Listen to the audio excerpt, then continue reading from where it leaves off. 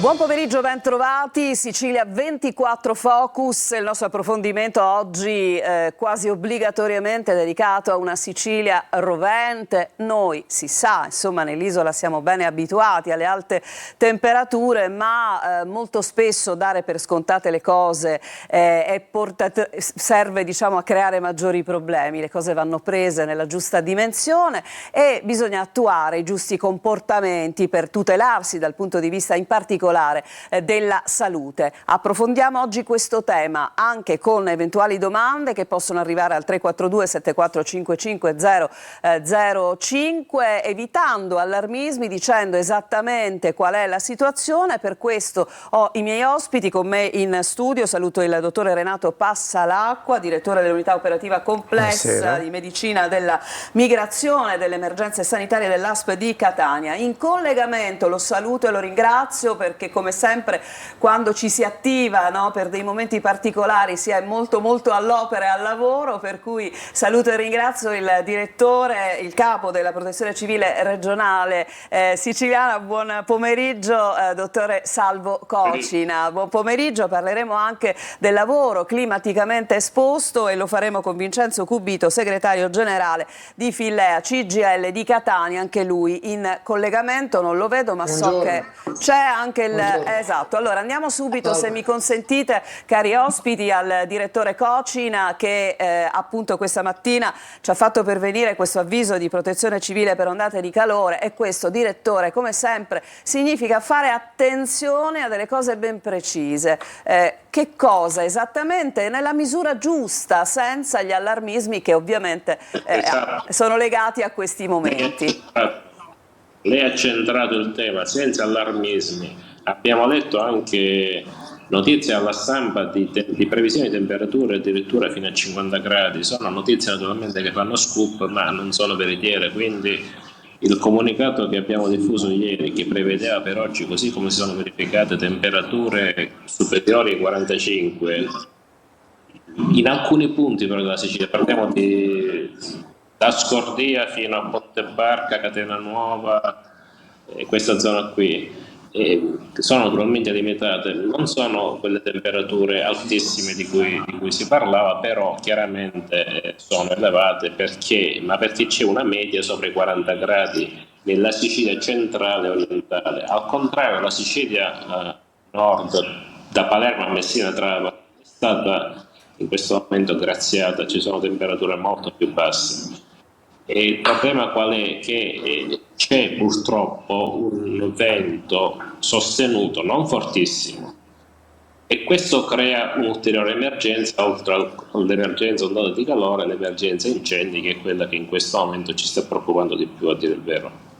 Ecco, appunto, direttore, il problema è grave degli incendi e in questo senso c'è praticamente attivata tutto uno schieramento di forze della protezione civile, ci sono i forestali, insomma c'è uno schieramento vero e proprio. Ci sono stati in questi giorni degli incendi anche abbastanza, no, importanti, ma che si sono risolti. C'è già in atto nella giornata di oggi qualche focolaio particolare che ci può segnalare?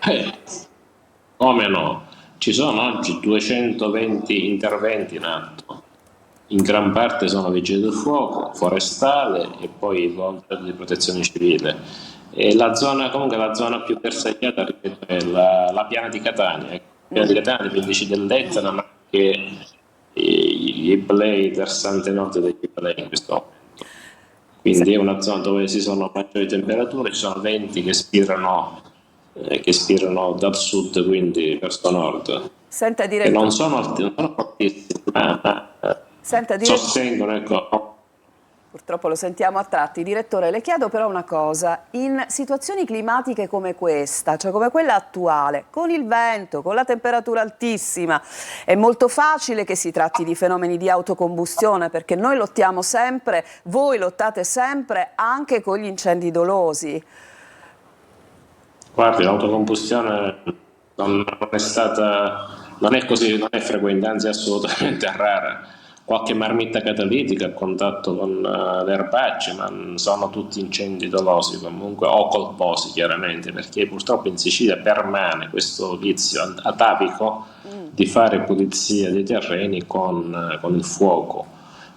Ci sono moltissimi motivi, inutile, non lo voglio dire io, posso dirlo così sinteticamente, elegantemente, come una dialettica tra la pastorizia e l'agricoltura, i raccoglitori di funghi, di asparagi, coloro che vogliono pulirsi il terreno, lo fanno spesso. E guardate che 2 anni fa c'è morto un mio collega, un ingegnere abbastanza esperto, proprio per questa pratica del ristocco, della pulizia. Non aveva calcolato il vento. Ecco, il vento è un elemento fondamentale, discriminante, che può fare cambiare tutto e che produce danno. Poi la temperatura alta in sé non è che non significa automaticamente incendio forte, no? Significa focolai, ma non incendi fortissimi che con grande velocità di propagazione, che ci sono, quelli che hanno fatto i danni il 23, 24, 25 luglio, se ricordate, del 2023. Sì, sì. Direttore, quindi insomma stiamo volendo dire pulite in un'altra maniera, ecco, non si brucia, ok? Ma Volevo dire,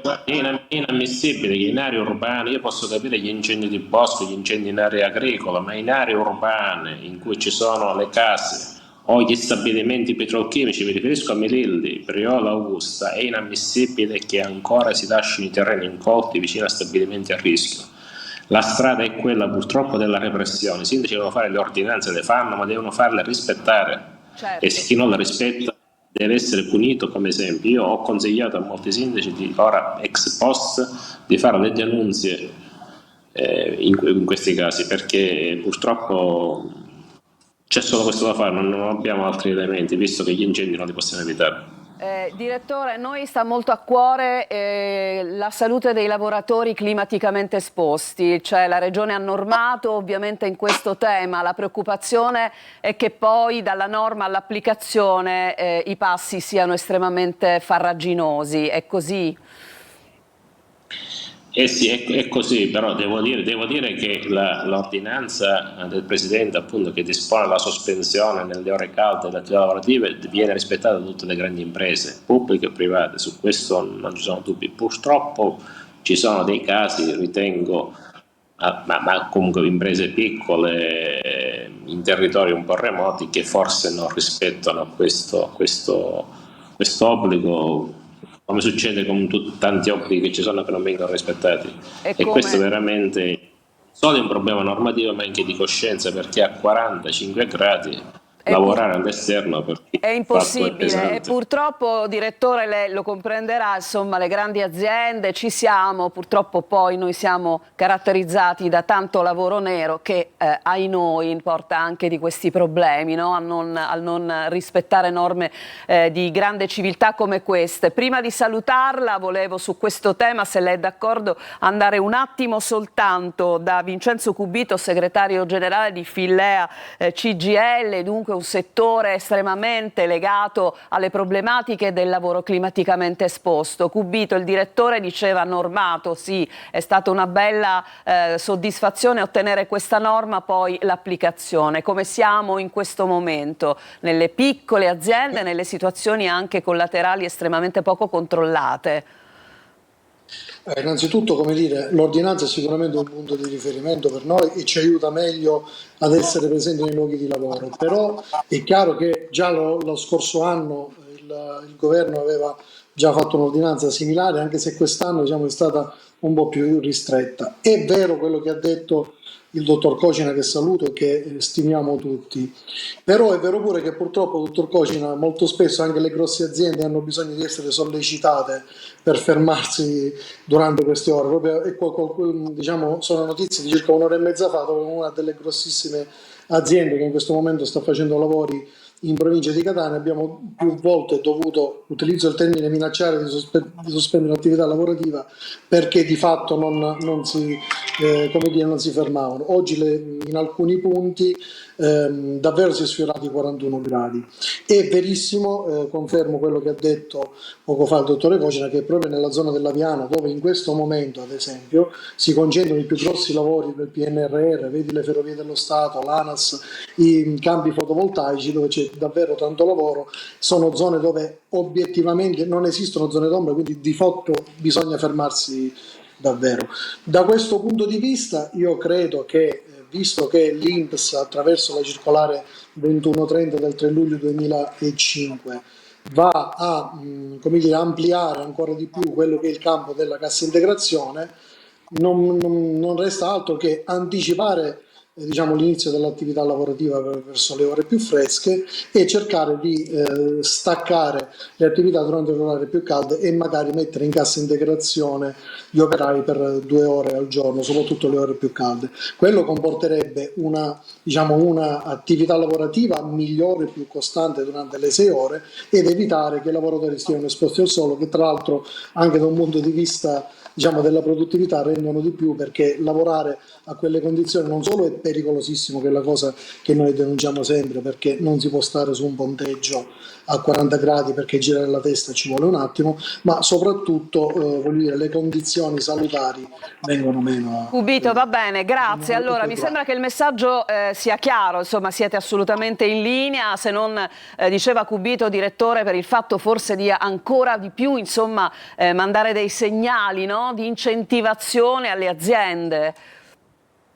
Ma veda, io penso sia una scelta intelligente anche per le imprese iniziare prima. Dobbiamo copiare dei lavoratori agricoli. Ieri in un cantiere in cui c'era con presenza di agricoltura e di imprese edili. Dell'agricoltore che conosce il territorio ha iniziato a lavorare alle 5 del mattino e alle 11:30 ha staccato. L'impresa purtroppo che ha i suoi orari, le sue consuetudini, gli operai sono venuti alle 7 e sono andati via alle 1:30, alle 2 e quindi capisce che sono esposti, quindi dobbiamo adattarci.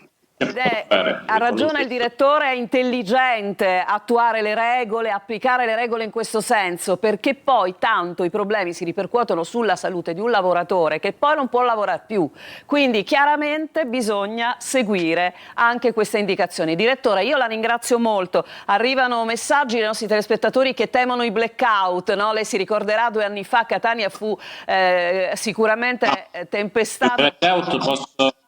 Sui blackout posso essere ottimista, perché i blackout sono prerogativa delle aree urbane, non ci sono queste grosse temperature, soprattutto non ci sono state. Certo, se ci fossero 40 gradi per altri 7-8 giorni a Catania potremmo avere il blackout, però al momento no, e poi so che conscia dell'esperienza di 2 anni fa ha lavorato tantissimo. Esatto, grazie direttore, le auguro buon lavoro naturalmente, alla prossima. E allora volevo chiedere a Cubito di restare con noi. Allora dottore, abbiamo parlato ovviamente dei problemi collegati alla salute, lei ovviamente è dirigente medico all'ASP di Catania, l'ASP si è approntata con un vademecum, questi vademecum sono sempre utilissimi, mai, come dico sempre, dare le cose per scontati. Quali sono i pericoli? Eccolo qua, estate in salute. Quali sono i pericoli per la salute per chi si espone alle alte temperature? I principali? Allora, intanto questo è un nuovo opuscolo che abbiamo fatto, rinnovato nella grafica per renderlo diciamo più accattivante alla gente, che trovate sul sito aziendale. I pericoli quali sono? I pericoli sono la disidratazione, il colpo di sole e il colpo di calore, quelli che possono presentarsi. La disidratazione se noi non beviamo sufficientemente, per cui dobbiamo essere portati a bere quel 1,5 litri di acqua al giorno, e mi raccomando acqua, non bibite dolci o bibite gassate che aumentano la sete. Poi la seconda prerogativa è quella di uscire nelle ore meno calde, dove si evita la sudorazione, perché noi ricordiamoci che perdiamo liquidi anche tramite la sudorazione, soprattutto la sudorazione, e stare nelle ore più calde in ambienti refrigerati, soprattutto in quelle persone che sono più soggette agli aumenti di calore, cioè le persone anziane, i malati cronici e i bambini. Cosa può succedere con un colpo di sole e un colpo di calore? Intanto che differenza c'è? Il colpo di sole è la classica insolazione, cioè quando noi stiamo esposti al sole. Il colpo di calore invece è diverso, è il corpo che aumenta di temperatura senza rendersene conto anche in ambienti non assolati, in ambienti particolarmente umidi dove non riesce a compensare, e allora si arriva anche ad aumentare la temperatura come se si avesse la febbre. E allora in questi casi cosa bisogna fare? fare? Innanzitutto bisogna rinfrescare la persona se ci si rende conto che questa persona incomincia a avere dei sintomi quali cefalea, talvolta anche vertigini, vomito, metterli in ambiente fresco, bagnarli con acqua e se i fenomeni non regredissero rapidamente, interpellare rapidamente i sistemi di emergenza, il 118 o i medici ospedalieri nei pronto soccorso. Quindi insomma è anche il caso di rivolgersi ai nosocomi qualora questi sintomi non scomparissero? Qualora i sintomi si accentuassero e non scomparissero, certo sì, perché possono portare anche a fenomeni veramente gravi. Ecco, il malessere di questi lavoratori esposti climaticamente, noi naturalmente speriamo che tutti ci ascoltino, che tutti eseguano queste regole, però purtroppo noi abbiamo parlato di grandi aziende dove peraltro possono vigere anche dei controlli, siamo qui con un dirigente dell'ASPA, anche l'ASPA ha il suo servizio ovviamente territoriale con i suoi ispettori, servirebbero gli ispettori anche per controllare questo, no? Dell'ispettorato del lavoro e lì si aprirebbero i problemi di quanti ce ne sono nella nostra terra. Poi purtroppo c'è il lavoro sommerso. Posso? Certo.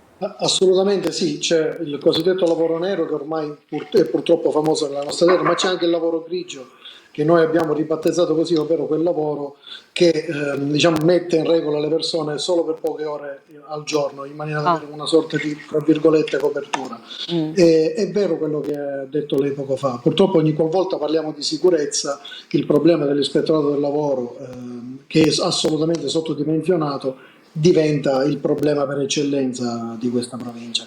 Pensate che sono 9 ispettori su una provincia di 1.100.000 abitanti, su chissà quante centinaia di migliaia di partite IVA, o pensiamo non solo al mondo dell'edilizia che io rappresento in tal senso, ma soprattutto a quello dell'agricoltura, che cosa significa con pochissimi ispettori poter controllare tutti questi luoghi di lavoro.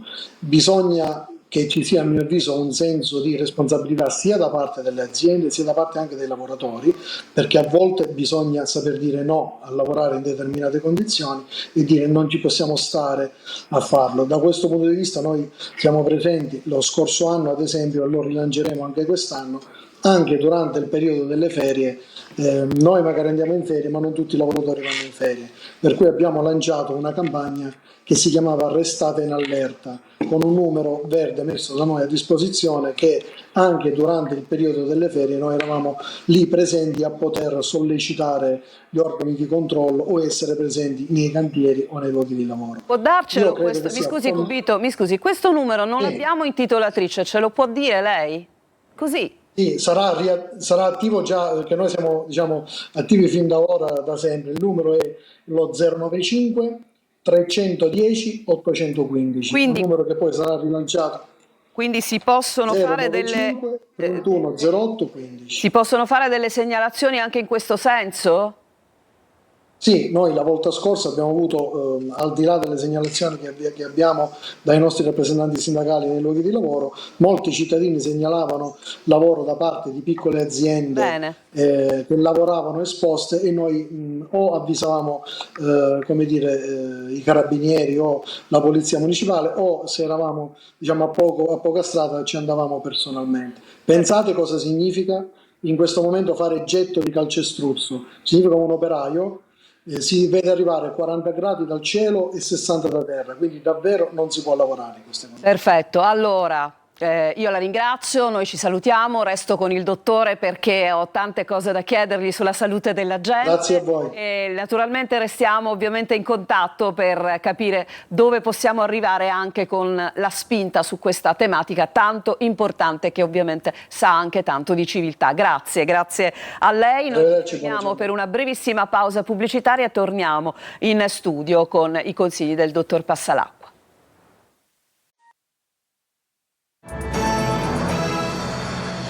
Siamo tornati in studio, Sicilia 24 Focus oggi si occupa dei temi legati al caldo in Sicilia, in questo caso alla salute. Parlavamo, dottor Passalacqua, di un libretto, di un opuscolo all'ASPA di Catania che per altre cose è anche stato rinnovato adattandolo un po' ai nostri tempi. Infatti, osservandolo, esiste una pagina con 3 QR code cosiddetti. Allora, Cosa si può fare? Questa è la copertina. Sì, noi l'abbiamo vista. Che voi nella trovate nostra nel foto. sito aziendale, dove poi si accede a tutti i consigli, a tutti i modi di essere per evitare gli effetti collaterali da ondate di calore, e alla fine ci sono 3 barcode che, inquadrandoli, danno accesso a tutti i servizi dell'ASP, a cominciare dal Dipartimento di Veterinaria, che è stato inserito quest'anno come cosa nuova. Perché? Perché abbiamo pensato di rivolgere uno sguardo anche a tutti gli animali adottati dalle famiglie,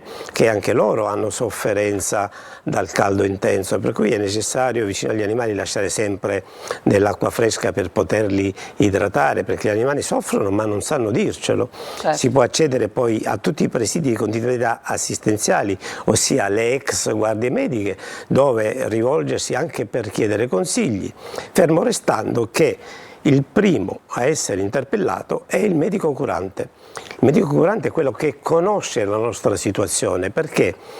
Perché soprattutto nei cronici, con le temperature può variare l'esigenza della terapia. Faccio un esempio: l'iperteso che prende la compressa per la pressione, probabilmente in estate per la vasodilatazione ha bisogno di un dosaggio minore. Allora va interpellato il medico curante. Il medico curante è il medico di primo approccio con cui ti puoi consigliare, a cui puoi chiedere tutte le informazioni più adeguate alla tua salute. Perfetto, e questo insomma la prima sentinella, mettiamola così, è il medico di base. Allora dottore, arriva qualche domanda per lei, gliela giro immediatamente. Una signora scrive: mio figlio dice c'è caldo mamma, vado al mare, risolvo tutto. Io ho il timore che invece proprio andando al mare possa andare incontro a una, come dire, insolazione, lei dice così. Ci vada pure al mare, ma stia esposto al sole solamente nelle ore della prima mattina o del tardo pomeriggio, e il problema non è il poter o non poter andare al mare, è non esporsi nelle ore di maggiore temperatura al sole, cioè le ore come per esempio attualmente dove il sole picchia.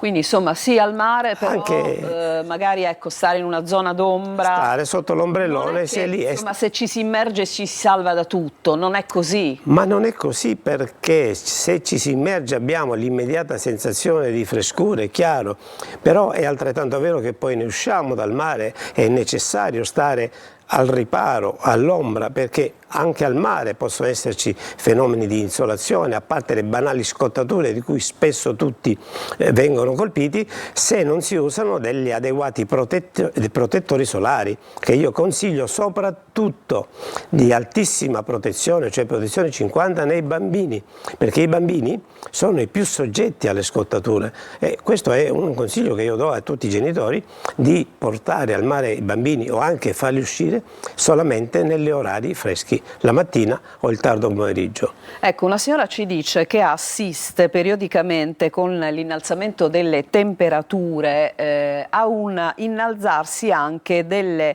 problematiche legate alla diciamo, malattia psichiatrica del padre. Diciamo le malattie, chiamiamolo così, psichiatriche, che siano Alzheimer, demenze o quanto altro, nella loro fenomenologia di sintomi vengono colpite, cioè si aggravano davvero durante il caldo? È vero, soprattutto i malati di patologie psichiatriche soffrono la situazione esterna del caldo, per cui più facilmente acuiscono i loro fenomeni sintomatologici. Per questo anche in questo caso non è sbagliato consigliarsi con gli psichiatri che li seguono per avere anche delle variazioni terapeutiche. Questo è importante, è una giusta considerazione quella che fa la signora. D'altronde, noi diciamocelo, no? Il caldo dà fastidio a tutti e tutti diventiamo più irascibili, certo, a maggior ragione chi ha una patologia psichiatrica. Il famoso nervosismo, è chiaro. Ecco, i ventilatori sono... Ma i ventilatori non sono male. I ventilatori non sono male, perché i ventilatori hanno una funzione diversa, quella di far circolare l'aria. In realtà il ventilatore cosa fa? Cambiando la circolazione dell'aria che ci passa sulla pelle, noi abbiamo quella sensazione di refrigerio, perché la pelle viene a contatto con un'aria più fresca. A differenza dei condizionatori, invece, i condizionatori sono quelli che ci danno l'aria fresca, che però deve essere anche quella ben dosata, perché ci deve essere anche un tasso di umidità sufficiente, perché spesso si arriva al punto che con i condizionatori si arriva alla secchezza dell'aria della stanza.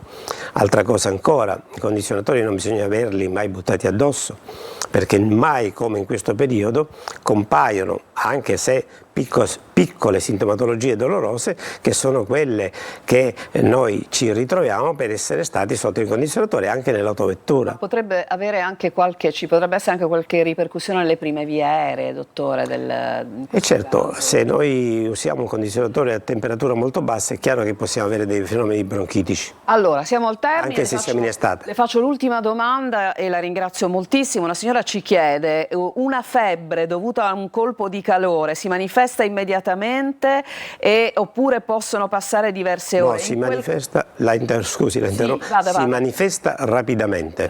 Non è una febbre, è un aumento della temperatura corporea che assomiglia alla febbre. Allora bisogna rinfrescare la persona, metterla in un ambiente fresco e possibilmente bagnarla, anche immergerla in una vasca d'acqua. Parla di un bambino e comunque dice bisogna usare farmaci? Prima dell'uso dei farmaci io direi rivolgersi sempre al medico. Sempre. I bambini, ovviamente, avendo i centri termoregolatori ancora non perfettamente definiti, sono quelli che più possono soffrirne. Anche io mi permetto di consigliare un'altra cosa a proposito dei bambini. State attenti a non lasciare i bambini in auto, o se li doveste lasciare in auto lasciateli con i finestrini aperti. È già successo qualche bruttissimo caso a Catania. Sì, l'abbiamo raccontato. Grazie dottore, il nostro tempo è finito, è stato veramente un piacere averla mia ospite. Ricordiamo sempre che si può cliccare nel sito dell'ASP di Catania per trovare dei buoni consigli. Eccoli qua. Questi QR code che sono importanti anche per poter accedere immediatamente alle informazioni. A tutti voi grazie per averci seguito. Il nostro Focus domani tornerà nella versione del martedì con il sindaco di Catania Trantino. A tutti un buon pomeriggio.